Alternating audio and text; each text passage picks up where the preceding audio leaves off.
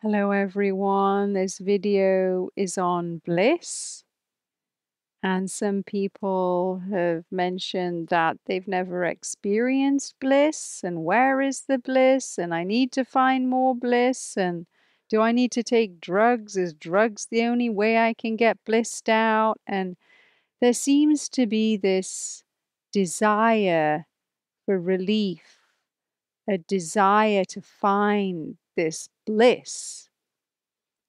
And bliss, we don't really want to chase it. It spontaneously arises in life once the stress in the physiology is reduced or removed, and it's a byproduct of transcending the body, in fact. So for those people who've discovered a way to move into a different state of consciousness, different from waking, dreaming, and sleeping, a fourth state of consciousness, a transcendental state of consciousness. And then that state starts to get transferred into their waking state and integrated into their waking state. Then there can be bubbles of bliss and a way of seeing and perceiving the world, no matter what is in it, through the lens of bliss. And it just depends on the person. Bliss can arise in anyone at any time. That transcendence can arise as a gift in anyone's physiology at any moment in time, regardless of whether they have established a meditation practice or not. And it's unfathomable when. But even if it arises and you've been given a gift of bliss, we don't hold on to it. We don't try and recreate it. We understand that when we're in the relative world, things are temporary, including bliss, and that it arrives and it leaves. It arrives and it leaves. It can stay for a very extended time, but we don't want to get addicted to it and try to recreate it. Or if we stumble across a meditation technique and we get blissed out, we don't want to then get addicted to that technique and do it, and just get so blissed out that we ignore our everyday life. Then it becomes a drug. So that can be something that some people who've stumbled across those techniques and have access to it, to note that they do need to integrate into their life and not run around chasing bliss. Some yogis don't care about bliss. They just want the stillness. They almost get an acquired taste for intense stillness. And that they actually prefer to the bliss. They find the bliss kind of irritating a little bit, like, just bring me back to the stillness.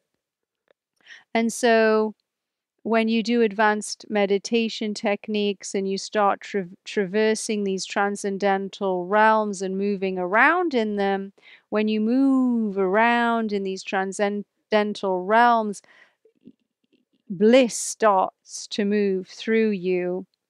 An analogy is like if you sit in a hot bath, you don't know how hot it is until you start moving around and they're like, oh, it's really hot. And so I do the Siddhi program. I transcend into very, very deep states of meditation, and then I move around in those deep states. And as I move around in those deep states, you can get huge amounts of bliss. And we're taught not to get distracted by it. And so bliss can actually be a distraction. But I think that's for people who are in the minority. I don't think bliss is a distraction for people just living their life every day, but there is a desire to experience it.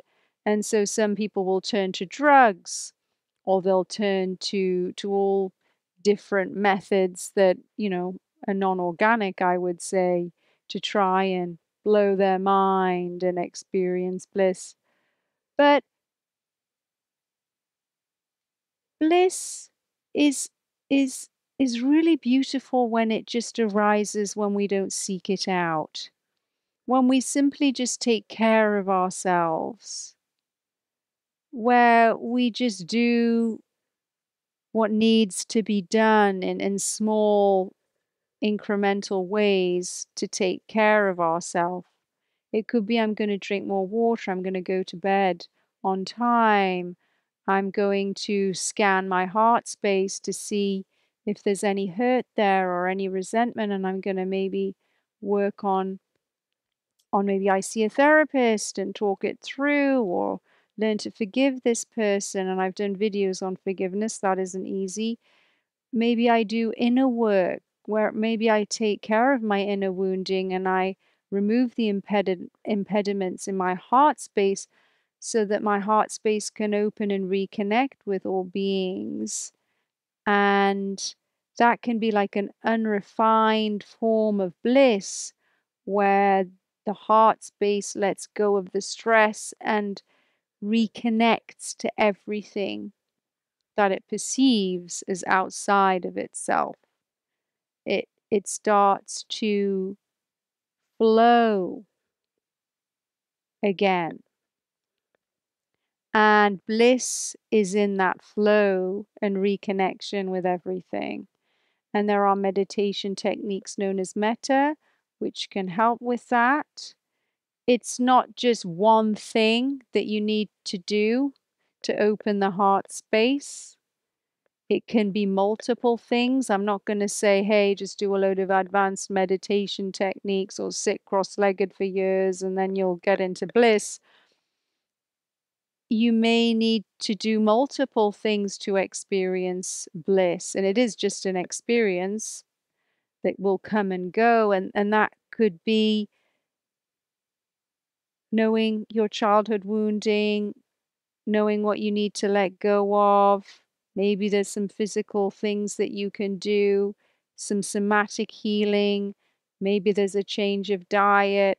Maybe there's this, maybe there's that. It's not just one thing. And even if you do get the bliss, it will leave. Once we drop the body, off we go into bliss consciousness. Plenty of time to be blissed out when you drop the body. But when we're in a body, just by virtue of being in a body, there's stress. You have to play the role of being a human, even though you're not a human, and that's stressful. You have to take care of bills. You have to figure out what you're going to do for a living and how you're going to pay for food that you need to eat, or how you're going to get food for your children, or whatever it might be. Some people are just so stressed out figuring out their daily living, and they don't really even have time to think about these higher states of consciousness. But it doesn't matter, because just through living your life, just through devotion to your child or to your path, or devotion to life, just through devotion itself, that is a pathway and can open up the heart space, and you can experience bliss, and you never know when. So there isn't a rule necessarily. And also, just to let you know that if you do advanced techniques, there can be a lot of stress that gets pulled out of your nervous system. So it isn't that blissful all the time. You might get thrown into bliss and then horror, bliss and then horror. And I've talked about that before. So it's not like meditators have an easier time of it all the time, because it's not true. Advanced meditators also never know when they're going to dislodge a certain amount of stress, and how that's going to feel really uncomfortable for a while. And some advanced meditators, once they've dissolved the stress in their own life, they get given stress that's collective. So it's a never-ending process. We're all in a process. Bliss may arrive. It doesn't matter if it doesn't. You come from bliss. You are bliss consciousness. You are bliss consciousness, not even a human. You are bliss consciousness that decided to have a human experience. And in having a human experience, there can be stress that blocks the feeling of bliss. But you are bliss and you will return back to bliss. And so you don't need to kind of rush to find it in this life, because you're bigger than your minute little timeline of a life anyway. But if you have a desire to feel bliss while you're in this timeline, go for it. Why not? But don't get too distracted by it. And open up the heart space. Because the bliss consciousness, it loves, it only knows love. It's made out of love. It doesn't know disconnection. It's in a unity state. So, loving all beings in all time, you can connect to bliss.